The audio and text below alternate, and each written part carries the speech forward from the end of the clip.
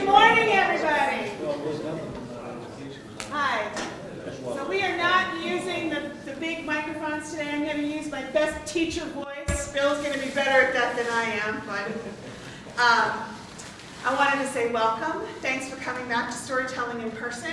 Our partners at MCAT are recording this today, so it will be available on our website as soon as the video is processed, probably next week. I want to say thank you to everybody that supported us and MCAT and all the other nonprofits in the area over the last couple of days during Missoula Gives. It was a very successful fundraiser for lots of folks. So if you participated, thank you. And if you didn't, do it next year. It's great. I also wanted to just take a moment to acknowledge that we are on the homeland of the Salish and Gillespie people. This is a place where they lived and cared for the land for millennia before Lewis and Clark walked here. I'd like to just take another moment for us to all consider how they cared for this place and how we can continue to care for it and honor their traditions on the land.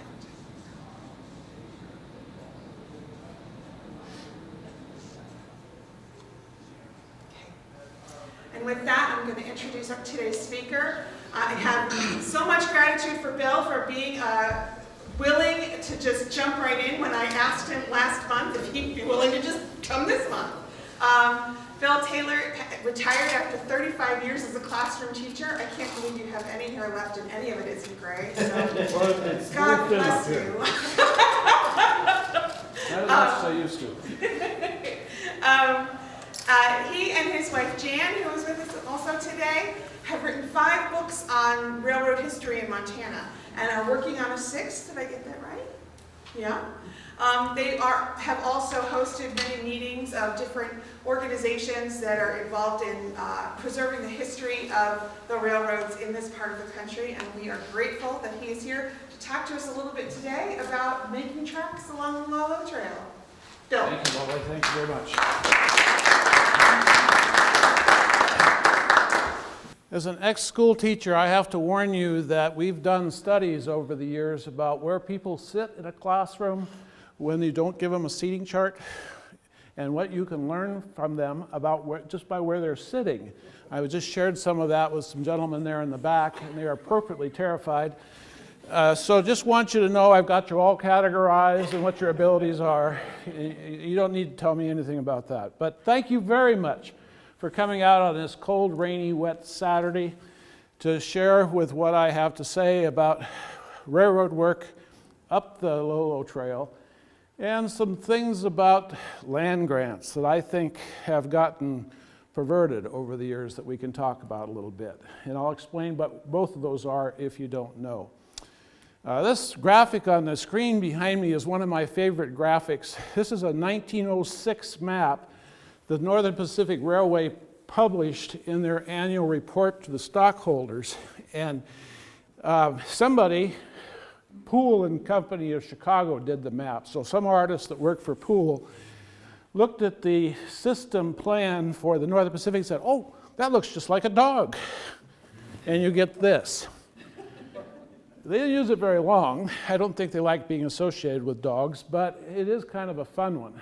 And what we're going to talk about today is this part of the dog up here, hence the title of my program, the NP's attempt to tweak the dog's ear, because the dog's ear was the problem with the existing main line when it was constructed in 1883. I never really know, well, I don't know a lot of things, but I'm not quite sure when I speak to local audiences what you know. And I find coming into an area like this, there's probably people here who know a lot about this area and things that happened up Lolo Creek. And I don't want to be the one to come and tell you what you know isn't right or anything like that. So I'm going to tread lightly on that. And if you know some things that contribute, I'd very much like to hear them. I've already heard a couple of things. This is going to be more of a conversation than it is going to be a presentation. So if you have a question about one of the graphics I'm going to show you or anything else that occurs to you along the line, just get your hand up in the air and we'll recognize you just as soon as we can. So here we go. I find it's always easiest to start with what you know. And this is a fairly modern highway map of Montana. My granddad, who was actually a Washington State transplant, came here in the 1940s to work for the Montana Highway Department. And he went on to have quite a career in heavy construction of highways pre-interstate. And his take on Montana highway system was that Montana owed its highway system to the buffalo. Now you got to think about that for just a minute. What in the world does buffalo have to do with a highway system? Well, he went on to explain, ad nauseum, as granddads often do, that first there was the buffalo went to the water, they left trails, the Indian follows the trails, made bigger trails, the covered wagons followed the Indians, made even bigger trails, and then came the Montana Highway Department. And if you look at a modern map of Montana, it hasn't changed much since the 19th century where the railroads go, including Highway 12 up Lolo Creek, because this was a thoroughfare in its own right in prehistoric days. This is where all the tribes of eastern Washington and the Idaho Panhandle, not just the Nez Perce, but all of them, would come over Lolo Trail and other trails over the Bitterroots to reach the buffalo grounds east of the Continental Divide. So if we compare the modern highway map, what'd I do, Molly? I hit the wrong button? Yep, it's back. Teachers live in fear of technology. This is a 1960s railroad map of Montana. And if I do that, and I look through that, what do you notice? It doesn't differ much, does it? The railroads essentially followed paths that the highways later followed. And why do you think that is? Why has that not changed much?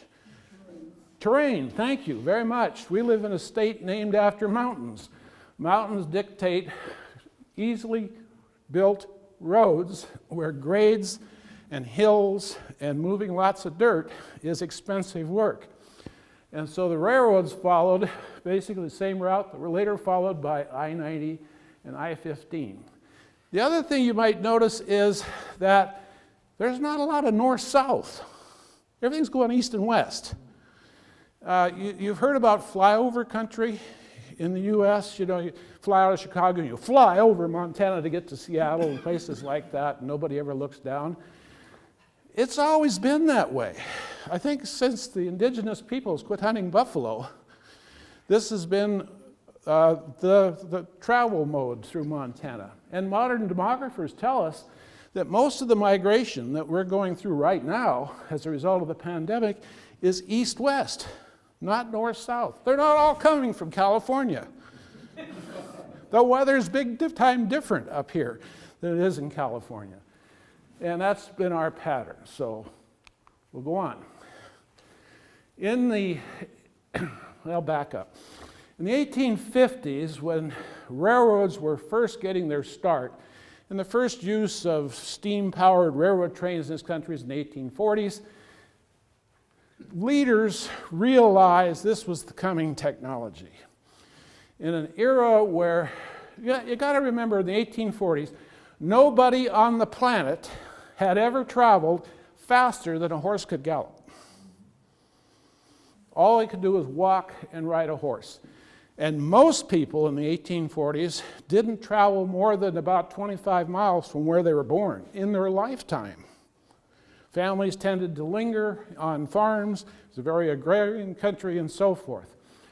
But so when the country starts thinking about modern transportation, of trains that could move at that fantastic rate of 40 miles an hour, you know, scientists had proved that the human body can't stand anything more than 25 miles an hour. People are going to die, wholesale. And you'd see that printed in newspapers of some repute. Surveyors were sent out into the West, not just Montana, but surveyors were sent out into the West to discover feasible routes for future railroads to be built.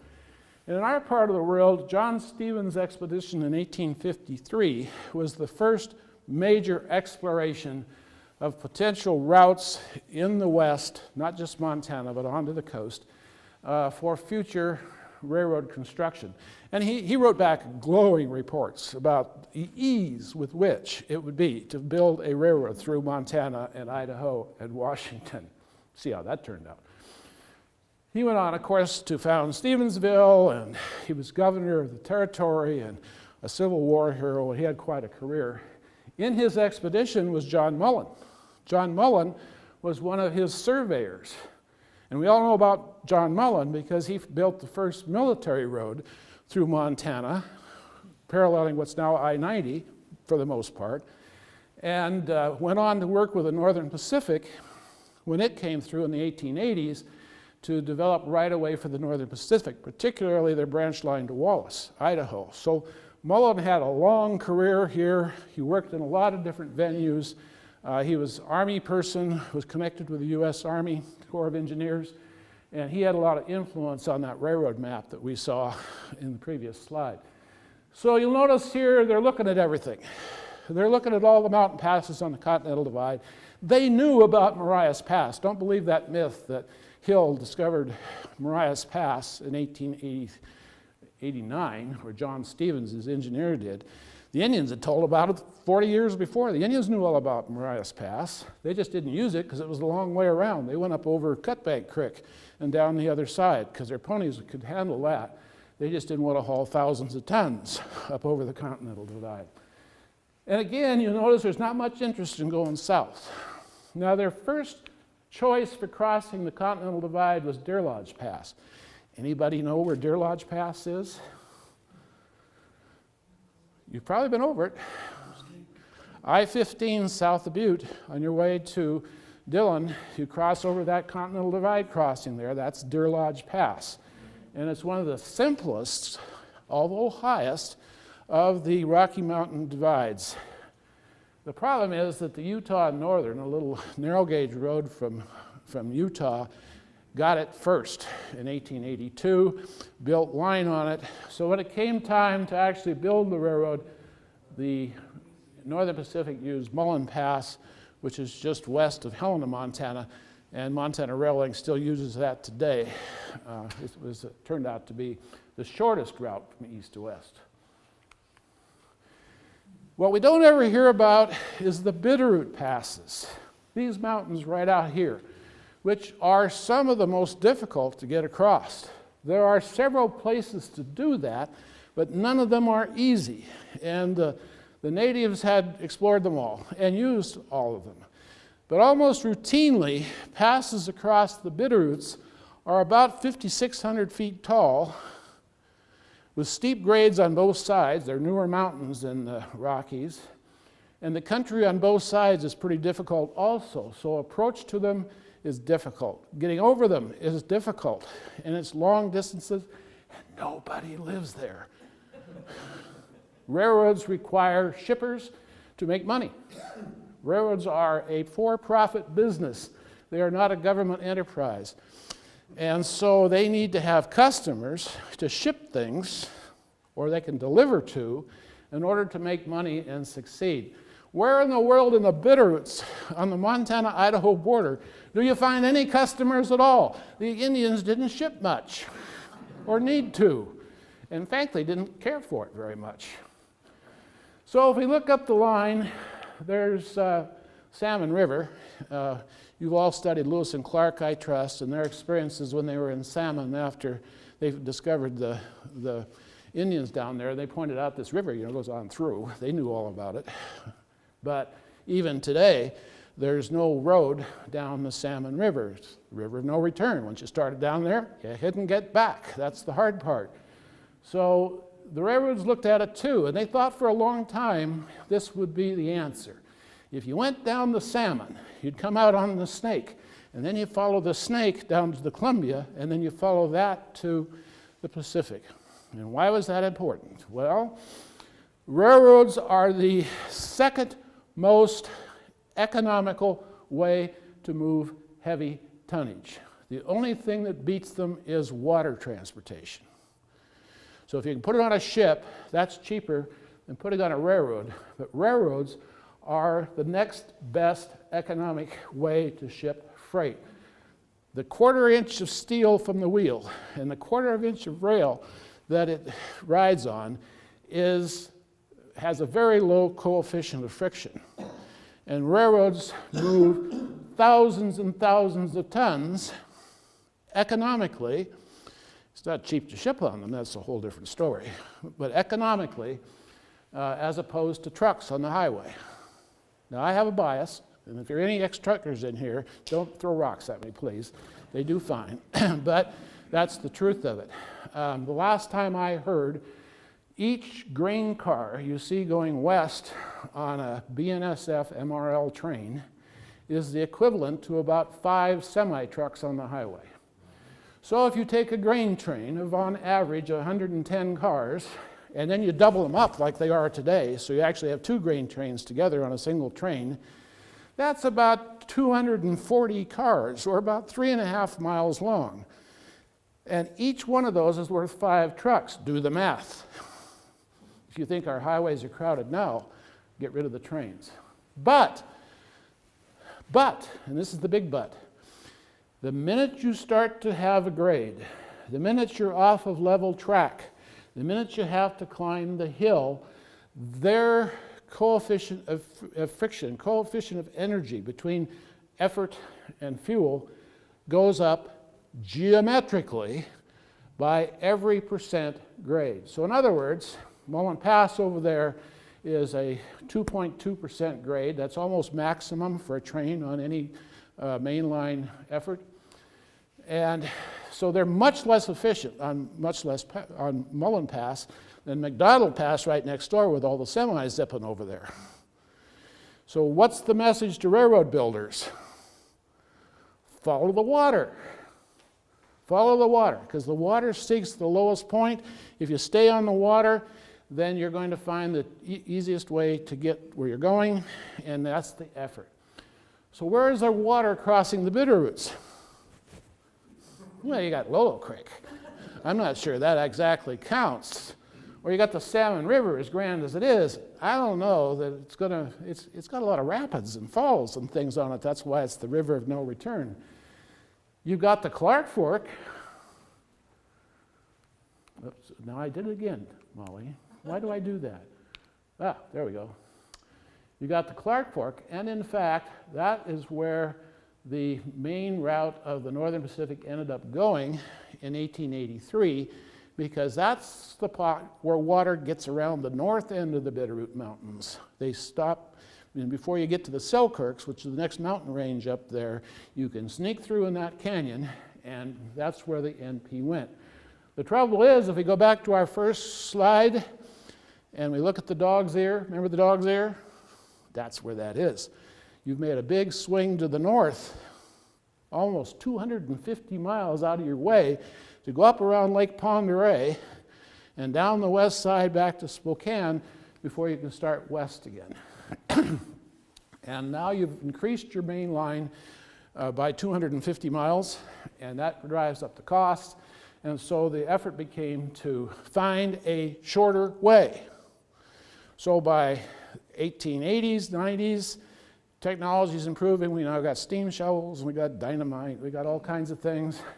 Can we find a way through the Bitterroots that would be cheaper and shorter for our main line? And that's going to remain a subtext with Northern Pacific leaders for about 40 or 50 years, from 1883 clear up into the 1920s, as they looked ways to shorten the line. Particularly after the Great Northern gets hit here in 1893, Hill gets to use Marias Pass because the government did away with all the Indian reservations up there, which is a lower, easier grade than what they have down here, and they don't have to cross the Bitterroots either. And then the Milwaukee comes through in 1909, 1910, and the Milwaukee now is building with pretty high-tech stuff and Standard Oil money behind them, and so they're just going over the mountains. They go over 5 mountain ranges to get to Chicago, between Chicago and Seattle. Yes, they had the shortest main line to the coast, but at what expense, you know? And we see what happened to the Milwaukees 80 years later. But surveyors are going to all these places and looking at these things. And it's not just the NP, it's also the Union Pacific, who was an arch enemy of the NP in the 1890s. It was also the Chicago Northwestern. It was the Milwaukee Road, which realized that if Hill got his idea of putting the NP and the GN together, they were going to be odd man out, so they build west. Lots of surveyors. And we see parties like this over on the Lochsaw, on the Clearwater River, and on Lolo Creek, doing survey grades. And it wasn't just limited to there. Jan does a lot of research and newspaper stories of the period, and almost every issue of the newspaper is, so-and-so party of surveys is now up the Blackfoot looking at blah, blah, blah. Doesn't mean they're ever going to build up there, but they're putting together databases of where this stuff gets. So let's go back to that previous slide. I'm technology challenged, sorry about that. So we got salmon, we talked about that. There's Nez Perce Pass down there. That's essentially where the Magruder Corridor goes through. And of course, we all know how easy of a road that is, even today. And then you've got Lolo Pass, which we're going to talk more about. But then you've got Rock Creek Pass, you know where the Tarkio interchange is on I-90 west, about 40 miles. Those two big valleys that go south there, Rock Creek and Quartz Creek, are extensive drainages that go back into the Idaho country a good long ways. So they offered possible routes. In the 1890s, the NP even tried their first attempt to shorten it up. They built the Wallace line from Missoula west to Wallace on the idea that they might be able then to get trackage rights over the the UP, and then ship their stuff that way. But what they found out, the degree of elevation change and the curviness made it actually more expensive for trains to go that way than it was to go the 250 miles up around Lake Pend Oreille. I keep hitting that button, don't I? Tell me to quit that. All right, then we got St. Regis Pass. St. Regis Pass ultimately is where the Milwaukee crosses the Bitterroots. We call it St. Paul Pass, that's what they called it. Now we call it the Route of the Hiawatha, the bicycle trail. But St. Regis Pass is just the next pass north of that, between there and Lookout, which is where I-90 crosses. Then you've got where the GN crosses up there at Bonner's Ferry, and that's another gap in the mountain chain along the Idaho border. They follow the Kootenai River down to the Columbia, and that gives them a water level route.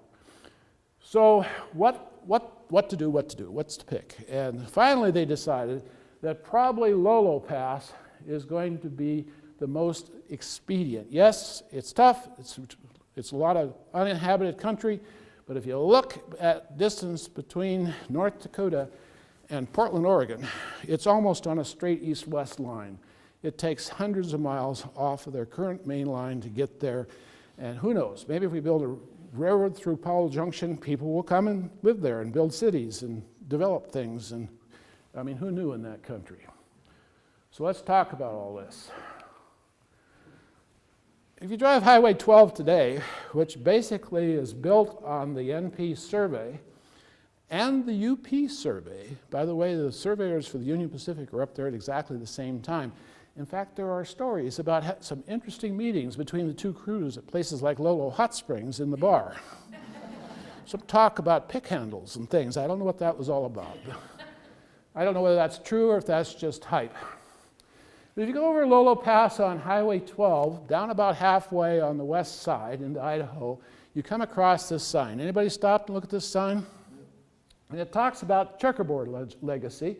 And I realize that's kind of blurry, but basically it says this is here because of railroad survey that was done in 1908 and the cooperation or cohabitation of Plum Creek timber and the U.S. Forest Service in these checkerboard patterns, these mile squares, and don't believe a word on that sign, it's all wrong. And it's not my business to tell the U.S. Forest Service, they don't know what to put on their signs, but just don't believe it, and I'll tell you why as we go along here. There are some pictures of survey crews working in that country.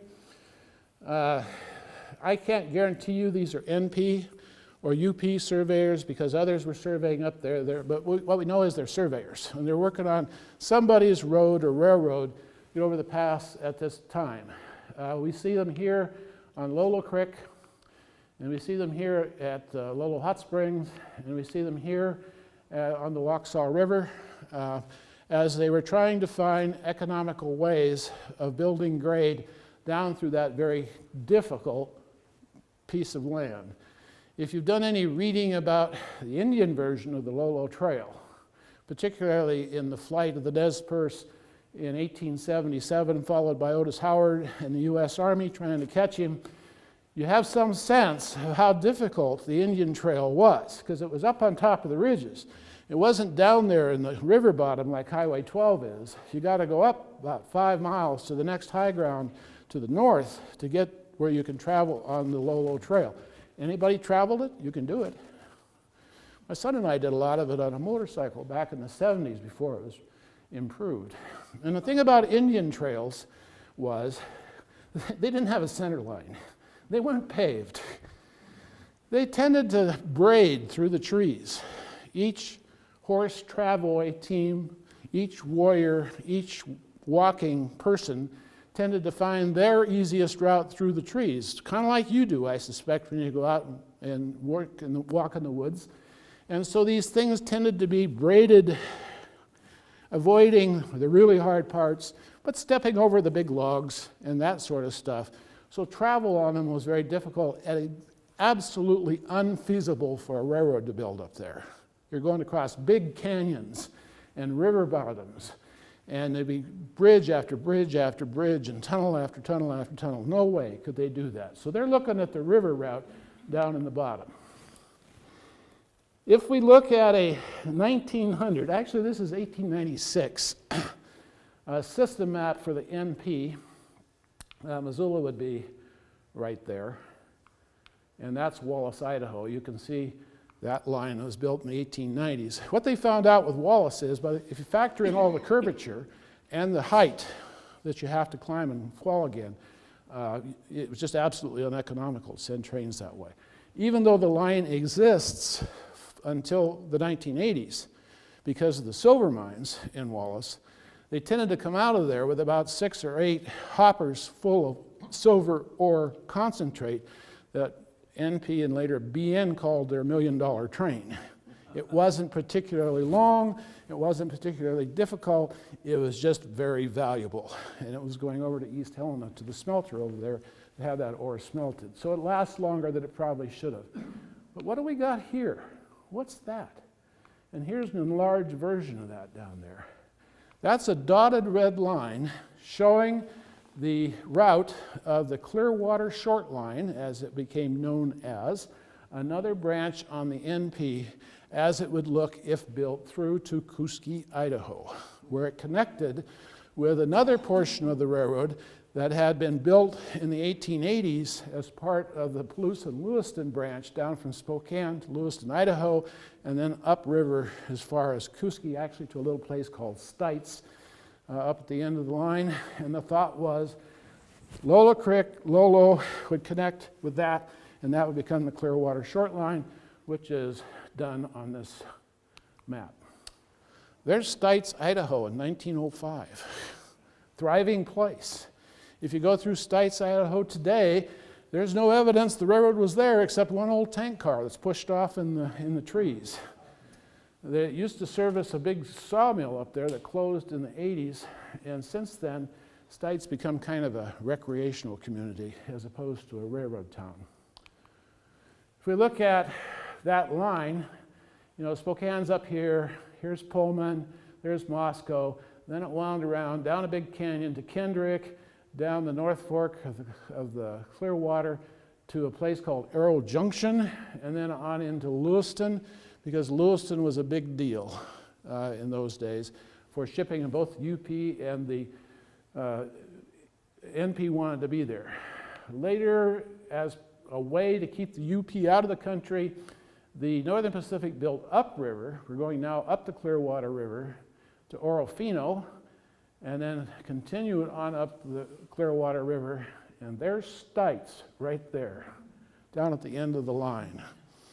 Hard to imagine this being a transcontinental main line, isn't it? But who knows?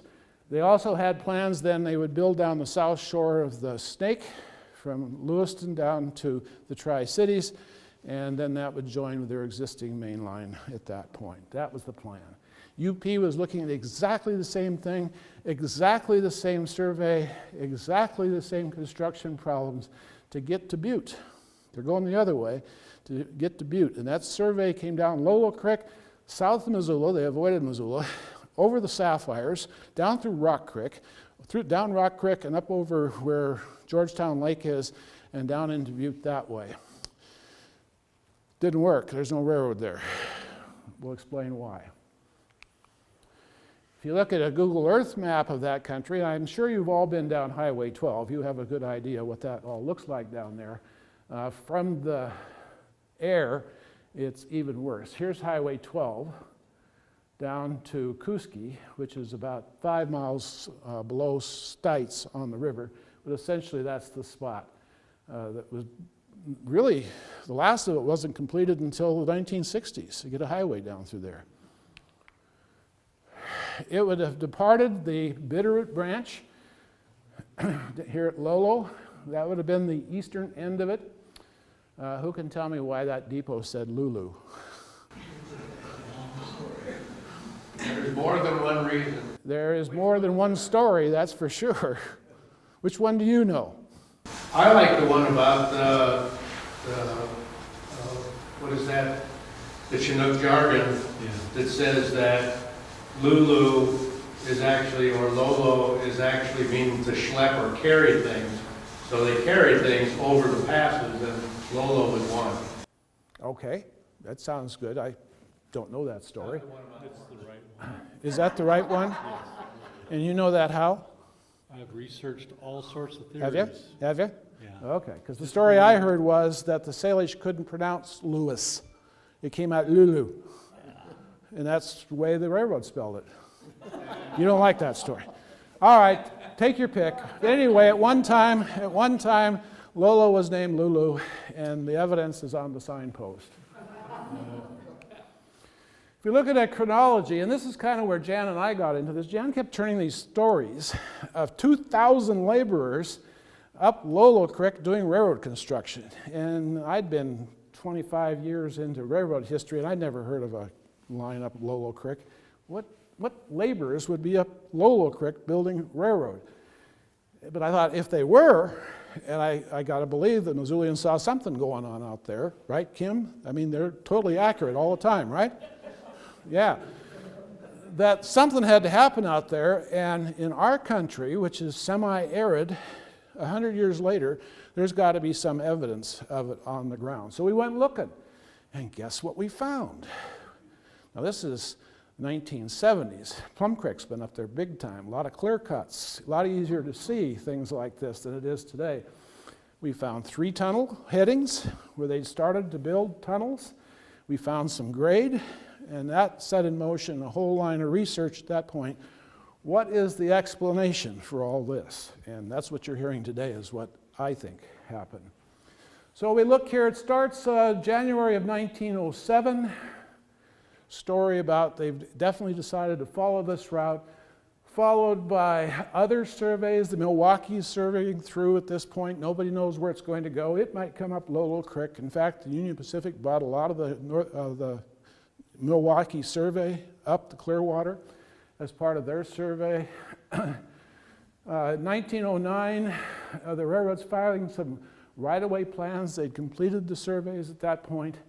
And then the red numbers is where construction actually starts. 2,000 surveyors, axemen, 7 crews, both NP and OR&N between Lolo and the summit. That's a lot of people up Lolo Creek. There was a construction camp apparently about every 5 miles with bunkhouse and cookhouse and all kinds of living conditions. Anybody ever found evidence of one of those? Have you? Where? Just south, below Lolo Pass, in the Lee Creek area. Really?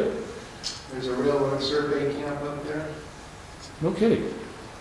Okay. There was. There was. Well, that's true of a lot of things, isn't it? ATVs have changed all the, yeah. Okay, and then on, and then other stories about hiring of contractors. Grant and Smith seem to be big players up there. The actual contract that I've seen is from 3 miles west of Lolo, which is getting close to Woodman School, but not quite there, to 20 miles west, which is just up past Lolo Hot Springs, or just about there, is where the first contract of the grade was done. And we've not ever found any construction outside of that thing, but you've seemed to have found some buildings, and that may be true. There should be some right around Howard Creek, Really? Okay. some railroad grade. We'll have to get a map out. You have to show me where this stuff is. I got to go look at that. And then down the line, more conflict with Union Pacific because they're paralleling grades up there. And while the Union Pacific doesn't have construction crews up the creek, they do have lots of surveyors. They're contesting in court anywhere the NP's crossing the UP survey, which they did some 14 times between here and Lolo Pass. Imagine trains doing that. And so forth and so on. And then suddenly, down here in September of 1909, I'm sorry that isn't easier to read, I'm getting some blurriness there, everything comes to a stop. So it starts in June of 1909. In September of 1909, everybody's fired. Contracts are canceled, all construction stops, and the Missoulian is reporting that the ORNN is also pulled out of that country, and it would appear that all work has ceased. What happened? Well, the Camas Prairie Railroad happened. The officers of the two companies met in New York City, and as often happens to Montana, they made decisions that affect us out here, and they decided rather than duplicating construction with the millions of dollars that would require, they would build a joint railroad, which was later called the Camas Prairie Railroad, where they each owned 50%, and they would operate it equally, and the expenses would be shared equally, and we wouldn't build any farther up the river than Kooskie. And that Camas Prairie Railroad worked until, well, it's still in place. It hasn't operated upriver in several years now, but there's an excellent book out that just came out last year on the Camas Prairie Railroad, which is an excellent book. It's not just a photo book, it's got history in it, so if you're looking for a good read, if you're a historian that likes railroad histories, that's a good one. And it is readily available through the Union Pacific Historical Association and other places. I have looked hard for records in the NP archives of anything done up Lolo Creek. And I have found copies of surveys from Lolo Hot Springs over the summit down to Brushy Creek, which is what this is, which involved a 5-mile-long tunnel. So that's about from, if you go up the east side, you know, everybody parks there to go cross-country skiing and a little pull-out from the highway. That's from about there, and it went through the mountain and down, lost elevation, and came out where the little concrete bridge is down there at the Brushy Fork, where you turn off to go up to Beaver Lookout, right at the bottom of the grade. It would be the end of the tunnel. The UP tunnel was a mile longer, and it's also marked there. So what you see here is the bend where you go around the sharp corners at Lolo Hot Springs, and then the grade up to here, which is where the tunnel starts, and then this is the tunnel down to Brushy Fork, and this is where Brushy Fork comes in and on down the Crooked Fork of the Clearwater at that point. Hard to imagine, isn't it? And this is the survey of the summit crossing, of just that mile at the top of what was going to happen there. So this is the summit of Lolo Pass, and this is about 600 feet below the summit, and the 5-mile tunnel that goes from, or through the pass out at Brushy Fork, and then on down the line, down the Crooked Fork. Things were going to get interesting up there had these plans continued. There was going to be a lot of heavy construction up there. As far as I've ever seen, I've never seen any work done beyond Lolo Hot Springs. That's all I can tell you. Others have seen other things. And it might be true, because they would have had pioneering parties out clearing timber and doing all sorts of things. They weren't just looking at Lolo Pass either. At the same time, they were looking at some alternatives, because it was occurring to them, this is going to be a tough build. This is going to be a very expensive build. Is there an easier way to do this? And as I pointed out earlier, there were other routes to the Clearwater besides just Lolo Pass. The first three, 1, 2, 3, all start off at Rivulet, which is at the Tarkio interchange. When the NP made that the main line in 1907, they put a coal tower in at Rivulet. That's when it became a siding. But just before you get to, anybody been to Rivulet besides me? There you go. Just before you get there, you go through a sharp switchback through a creek. That's Rock Creek, excuse me. And that, if you look at the aerial maps, that goes back up in there about 40, 50 miles into the headquarters area above the Clearwater, and would be an alternative route. The other two are variations. You take off at the same spot, but there are side canyons that look like they might work better. This one actually is up Quartz Creek. Quartz Creek used to be a little community out at Quartz Creek. It's about across the river from where the new rest areas are being built out there on I-90. That's Quartz. And then it goes up that canyon and over into Idaho as well. And what they found out was that they would be equally tough. All right, let's look at some construction up there. Newspaper clip. Contractors Roman and Bennett grading 9 miles out of Lolo, halfway up pass near Woodman, 1 mile embankment. So you go out to Woodman School, you go up above Woodman School on the Oz Ranch, you look at that hillside on the side over there, and you see a very straight level piece of grade going up along there. I don't know that this is railroad grade, but it sure looks like it. Wagon roads didn't do it that way. Wagon roads didn't side hill. Wagon roads went up and down hills straight. Early highways avoided heavy construction. They do this. This looks very railroady to me. So I'm speculating this is the grade that the Missoulian is seeing up above Woodman School. And oh, by the way, Woodman was plotted to be a town. There was a Woodman Mercantile, and there were lots being sold, because if this goes, Woodman's going to be a place where people can do business and make money. You can see how that worked out. Here's a Google Earth view of that piece of grade at milepost 20, and I put these highway mileposts in here, so if you want to go look at this stuff, you can decide for yourself whether I got it right or I'm all crazy, and I'm probably somewhere in between. But early highways don't do that. Early highways avoid and go up and down. Railroads do that to keep level trackage, so it looks very much like a railroad grade to me. Then about 1.5 miles farther up the creek is the first of the tunnels. I call this Tunnel 1. That's my name. At highway milepost 18.6, where the little blue arrow is there. Can you see that right there? That's a tunnel heading. Now, a tunnel heading isn't a tunnel. A tunnel's heading is where they go in and they remove all the soft dirt before they get to the rock and start blasting. And that's all that happened up there in all cases, was tunnel headings. They were there for 3 months. These are guys with picks and shovels and Fresno scrapers that are up there doing this. There might be a steam shovel somewhere in the neighborhood in 1900. And these things were easier to see. This is a 2006 picture. I went up there the other day to look at this. Boy, if you don't know it's there, it's tough. So trust the highway mileage signs if you're trying to look for these things.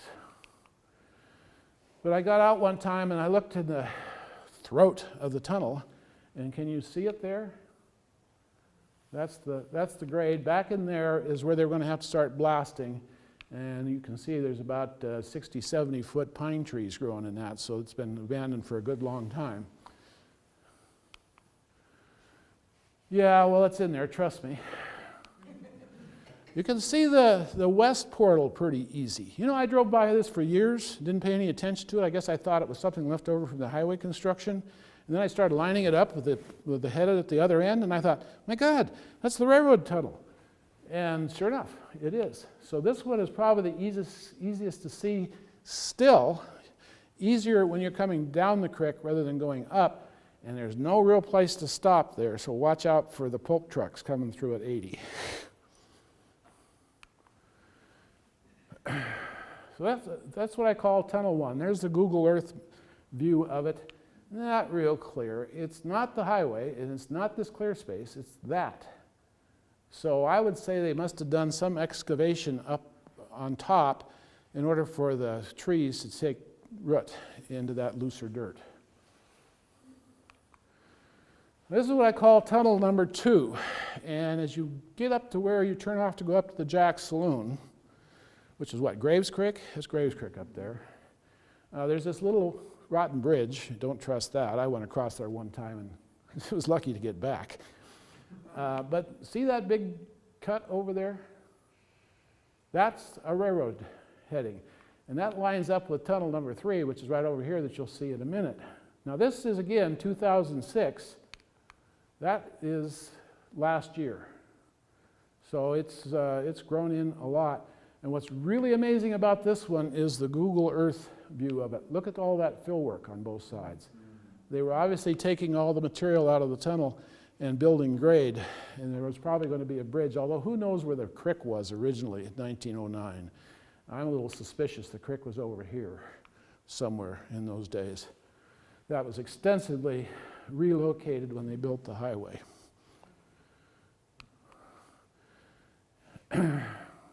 This is the next cut up the line. This is where Tunnel 2 goes into Tunnel 3. Comes straight across the creek, I think even then.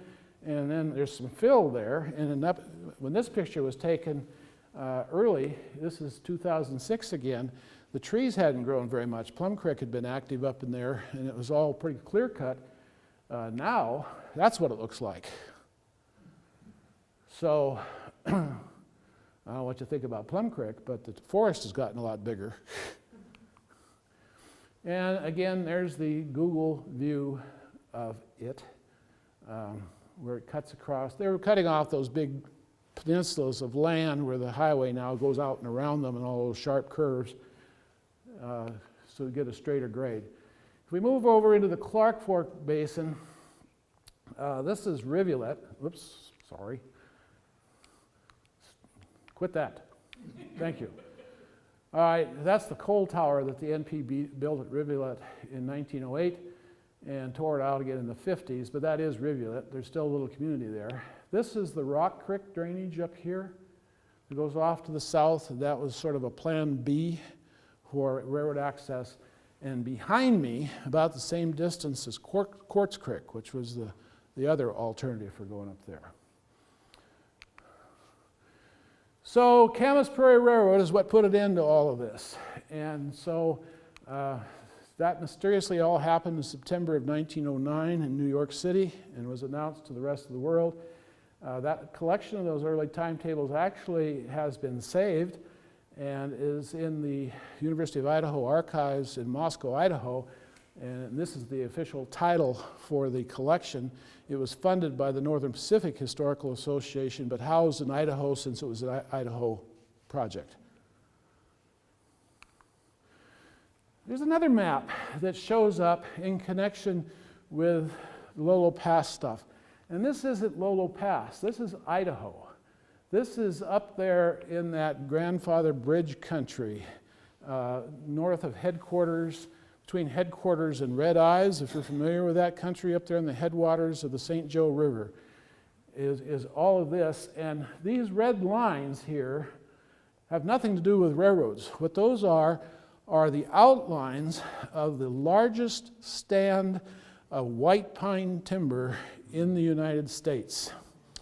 And when the Milwaukee built through, they elected to go up the St. Joe River to Avery into that stand and then over the route of the Hiawatha into Montana. But they had direct access to all of that white pine timber. And the NP says, I don't think so. I think we got to get up there as well. And I'm a little suspicious that rather than ever looking this at a seriously alternative to the main line, the whole motivation here might be to build up into the white pine forest, to get into that white pine and haul it down to Bonner, is what I think. But that's not a documented thing. Of course, project ends in 1909. What happens in 1910? The big burn, and all this white pine was destroyed. So the motivation for doing that, now in September of 1909, they wouldn't have known that yet. It didn't happen until August of 1910. But certainly any notion of coming back to harvest white pine had disappeared as a result of the big burn. So let's go back to the sign. First of all, if you read the legislation on the U.S. land grants, you find out that this was an act passed in the 1860s, right at the end of the Civil War. The Union government had learned how powerful railroads are in the movement of war materials, and so if they were going to hold claims to our part of the world, to the West, they needed to get iron tracks across the nation. And in the summer of 1864, President Abraham Lincoln signed the act into Congress authorizing the construction of 4 transcontinental railroads linking the end of current construction, which is about the Mississippi River and Lake Superior, west to the Pacific Ocean. And like all good government programs, it's a good idea, but funding was the issue. We're just coming out of the war. U.S. is in debt up to its eyeballs after fighting 4 years of a very bloody war. The South is devastated. How are we going to pay for this? And the idea was, let's issue grants of land. Land they had. They had billions of acres of land since they had forced the natives onto reservations. That opened up all the rest of this land that nobody held title to. You know, the Indians just didn't file their quitclaim deeds and come up with that. And so it's worthless stuff. It's flyover country. So why not give the railroads grants of land to offset the construction of these 4 transcontinental main lines? The first one was the Union Pacific from Kansas City to the West Coast, which also involved the Central Pacific, right through the center of the country, hence the name Union Pacific. The second one was going to be the Southern Pacific, which through the lower tier of territories and states to California. Are you seeing where the next one's coming from? The third one was the Northern Pacific, which was going to link the Great Lakes with Puget Sound up here along the northern tier. And remember, we were still kind of squabbling with Canada over where that boundary exactly was up there at that point in time. So in 1873, hence the Isaac Stevens survey, remember that all happened in 1850s, they took those proposed routes, gave them to the respective railroad company. Famous financier Jay Cook was the head of the Northern Pacific Company at that time, and said, give us your planned routes for the West Coast, and we will make these grants of land to you. 1873, those surveys were submitted, acted on, and the formal act of Congress is in 1873, not in 1908. It was specifically limited to mainline construction. Branch lines were not to receive grants. So the Bitterroot didn't get land grants, the Blackfoot branch didn't get land grants, the Wallace branch didn't get land grants, only the main line. And here's where things go kind of screwy. What the land grants did was give the railroad the right-of-way and alternating sections of 1 square mile, a section, on either side of that right-of-way, but alternating, staggered. Okay? That sounds pretty good, doesn't it? Except, there's always excepts in government legislation, where construction was difficult, undefined, or already owned, undefined, the railroad could receive up to 40 miles, alternating sections on either side of the main line in this checkerboard pattern to develop as they see fit. If a section that was deigned to be a land grant section was already purchased, and here in western Montana by 1873, Missoula was here, land was owned. There was a lot of the bottoms that were owned by private landowners. Then the railroad got compensating sections out there somewhere outside the 40-mile limit. I remember as a kid growing up there at Swan Lake and seeing the sign along the highway that said Northern Pacific Timber Reserve. I wondered, what the hell is that doing up here in the middle of nowhere? Well, those were land grant sections. Also applied to, can you guess where next? The Clearwater. Lots of alternating sections got moved into the Clearwater because of these compensating sections, the difficulty sections, and so forth. So it wasn't anything done between Plum Creek, which didn't even exist in 1908. Plum Creek was a little one-horse sawmill up in northern Minnesota that BN created into their holding company for all these land grants. It became Plum Creek Timber that we know today and love. Nor was it limited to just that little patch they have on their sign. If you look at aerial views of the Clearwater Forest, it's starting to fade out now, 30 years after Plum Creek quit harvesting over there very much. You can still see those sections of squares where Plum Creek is harvested and the Forest Service hasn't so much. It might have been cleared or put up for sale or so on, but they were two completely different operations separate from each other. This is 1873, and the reason that it's here, there's what the swath of land looked like if you just took the 40-mile limits on both sides of the railroad across Montana. This guy that I just went by, Mr. Emery, wrote this little pamphlet. He was outraged. There's all this misinformation about railroad land grants out there, and he's going to set us straight. And he did some, but he has his own point of view. What he points out is, yeah, but that's not solid railroad land. It's every other square. And so it's impossible to print that on paper and have it look like anything. But you got to remember, it's actually, the bottom map. That's what it really looks like. Because it's alternating sections, 40 miles deep. And I say, yeah, but the footprint of it is still as wide as the upper land. It's just it's got holes in it, right, Mr. Emery? So that map isn't right either. But what it amounts to is, if you look down at Montana here,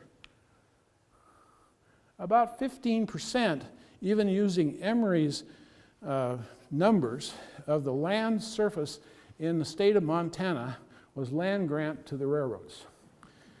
Needless to say, when the news of this hit the Montana population of the day, it was a very, very unpopular thing because Montanans were here to harvest government timber, to mine on government land, and to make themselves money from the natural resources.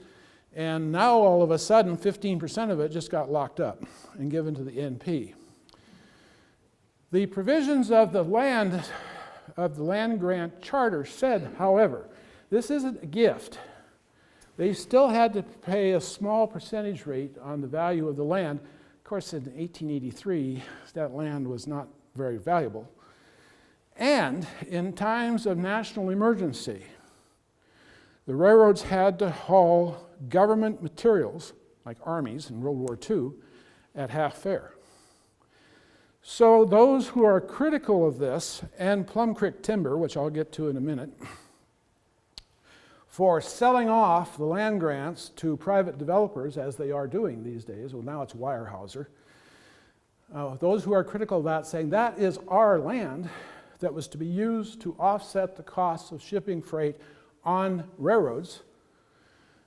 The counter to that is from the railroads, yeah, but Spanish-American War, World War I, World War II, Korean War, Vietnam, We have paid for those lands over and over and over again for what they were worth in the 1880s by what we hauled at half fare for the U.S. government.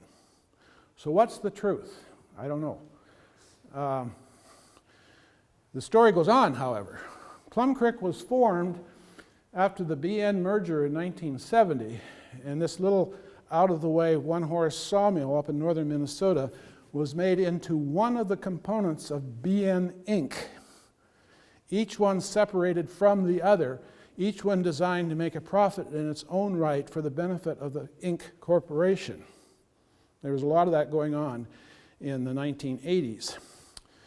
And so Plum Creek inherited all of the NP land grants and became this huge force here in western Montana and northern Idaho in the timber industry. And they harvested, as we were pointing out, a lot of it in those checkerboard squares throughout the history of Plum Creek. And you remember there used to be Plum Creek mills all over the country here in the west doing just that. However, as logging got to be more difficult for a variety of reasons, and I understand there's a political component to this I don't want to get into, and the number of sawmills has been reduced, and the timbering industry, as we knew it when we were all younger people, has shrunk significantly to the point where I think there's only 6 operating Class 1 mills in the state of Montana, none of which are Plum Creek. Well, one of which is Plum Creek, two of which. We wonder what's happening to this land. And Plum Creek sort of morphed itself. It now is not part of BNSF. It's now a standalone company in its own right. And it sells its own stock on the stock market, etc. They started to move into land sales. And they aren't selling it to you and me in homestead things. They're selling it to developers in big blocks. Any place that's pretty, for the most part, has been sold off. Some has been donated to Montana in this legacy project to protect some areas like up around Sealy Swan in that area. So it's kind of a mixed bag. And then Plum Creek sold itself to Weyerhaeuser, who is a West Coast lumber company who has much the same kind of history as Plum Creek. In fact, Weyerhaeuser ended up with most of the Milwaukee Road timberlands timber over there in that White Pine area of Idaho. And now they have all of the Plum Creek timber too. And what's Weyerhaeuser doing? Have you seen any Weyerhaeuser trucks running up and down the road lately? I think they're continuing the sell-off of a lot of the lands. So if you are, there, that's where I was. I'm going to put it over here. Where you are on the political spectrum probably colors your view of how you view all of this. Yes, the railroads have paid back a lot of money. Yes, it was absolutely worthless land when they got it. Their ability to translate that land into money was very difficult in 1883. That's why you see all the tourism brochures and stuff come out to the west and take up free land, homestead land. And they had land agents working in Europe to lure people over here. It's how we got all those Scandinavians up in the northern part of the state. Jan's family came out in 1912, hosted by the Great Northern Railway, and took up a homestead up 7 miles from the Canadian border north of Hingham. And that land is still in the family. It's still being farmed up there. Unfortunately, not by us. But so it took time to convert those lands into something of value. Here we are 150 years later, and we tend to look at land and resources on it a lot differently than they did in the 1880s and 1890s when these things were done. And so if you're on the other end of the spectrum, yeah, well, it's their land. They should be able to do what they want to with it, right? If they got a buyer, sell it. Be the 3rd time it's been sold, by the way. You and I sold it the first time. All right, I'm done. Molly, how am I for time? Have I gone way over? Yeah, you're a little, but I think we still have some time for questions. All right, have at me. There's probably some out there. Yes, sir. What is the grade above Mullen up to where the switchback and S Bridge was? On the Wallace Branch, right? Yeah, that's 4% from well, when you go up I-90, you look over there, you can see where the first switchback is. From there over to the other side, which is Dorsey, which is about the same distance on the other side. That was always referred to by the NP as the temporary line. That was 4% just to get them over the hill, get the line opened up, keep the damn UP out, which is what they were really worried about, and get to the mining districts in the Silver Valley. Yeah, when you think about hauling those ore cars up that, out of the Silver Valley, it's amazing. Yeah, there's some tremendous pictures over there in the 30s and 40s, those great big mallet engines with about a dozen cars behind them, and they're having to double head the hill. They got to take half of it up, park it, and go back and get the other half and bring it up because of that grade. In the early days, NP had plans to tunnel underneath that. In fact, they bought the Milwaukee steam plant at Taft from building the St. Paul Tunnel with the idea that they would use that steam plant then to do their work on their tunnel over there. And then the 1910 fire sort of made cinders out of that plan, and it didn't get done. So that temporary line lasted for about 80 years, as a lot of temporary things do. Sir? Those sections that were called in lieu of the original land grant I think were chosen for their value as timber property. I wouldn't debate that. And they, if you notice wherever they are, you talk about the North Fork of the Flathead, also the area over around the head of Lolo Pass and in there. Yep. Those are all pretty good timber sections. Well, and then the railroad traded.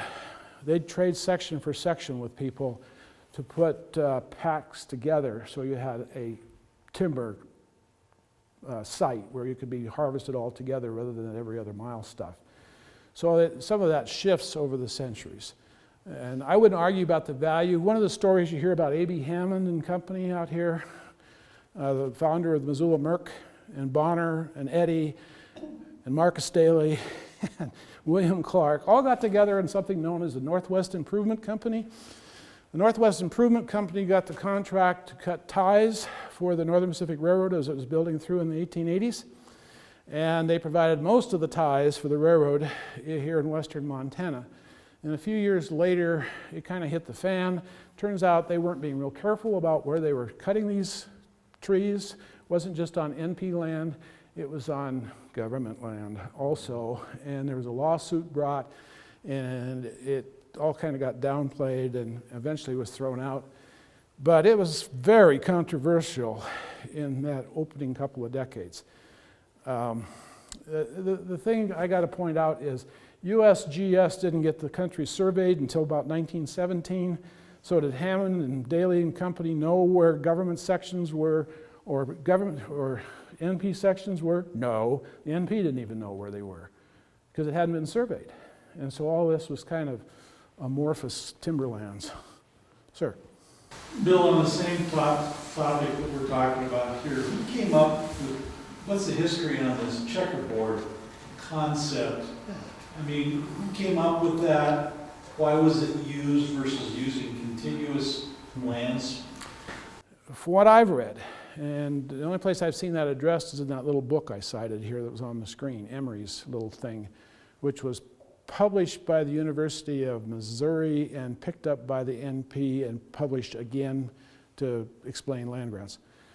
What I heard was it was an import from Europe. It had been tried in Europe in a couple of locations and they felt it was successful, and so they brought it here and tried it here.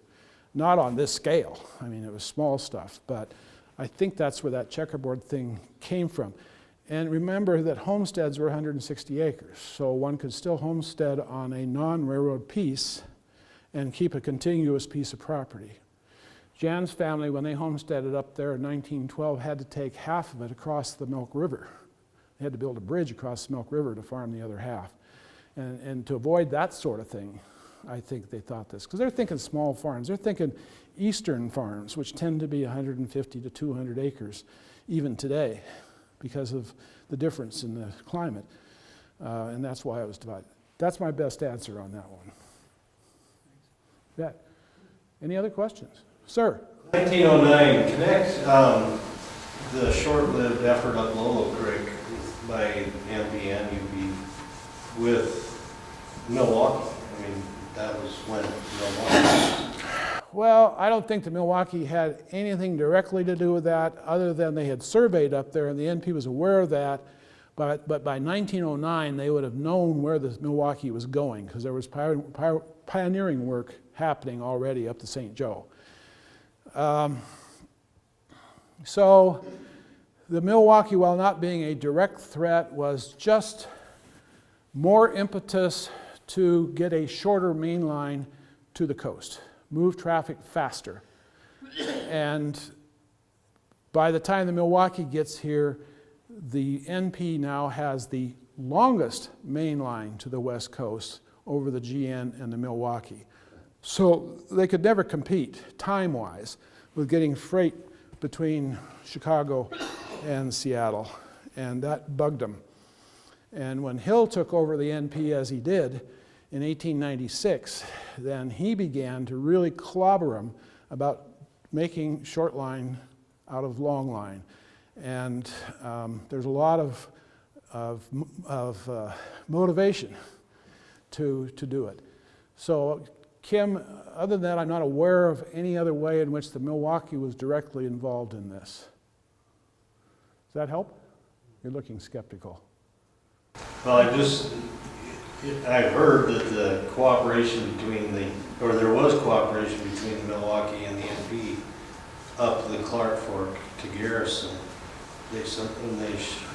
Oh, I know what you're talking about. Why is the Milwaukee main line right on the grade of the NP out through there? Yeah, well, that's a whole different program. Short story version, everybody's heard about Doc Holliday in the Rio Grande getting into it down on whatever river that is in Colorado over the roundhouse and shooting it out over grade. Who's going to control that river route down there?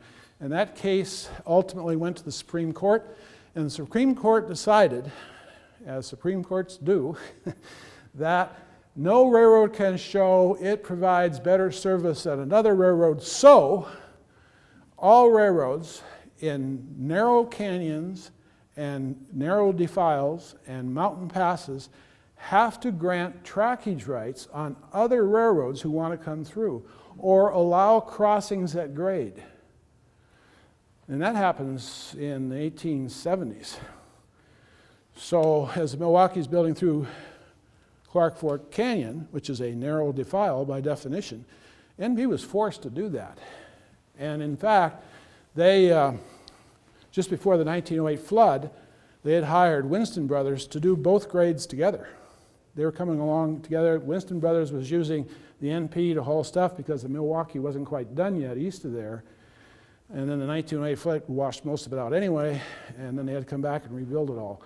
So I could do a whole program on that, Kim, if you want me to.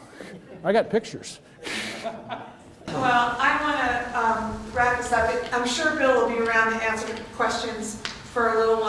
I want to say thank you for this program. I've been sitting here imagining what Lolo would have looked like had this happened, and pretty certain that we would never have found Travelers Rest if there had been a big depot here. So I'm kind of grateful this all fell apart, frankly.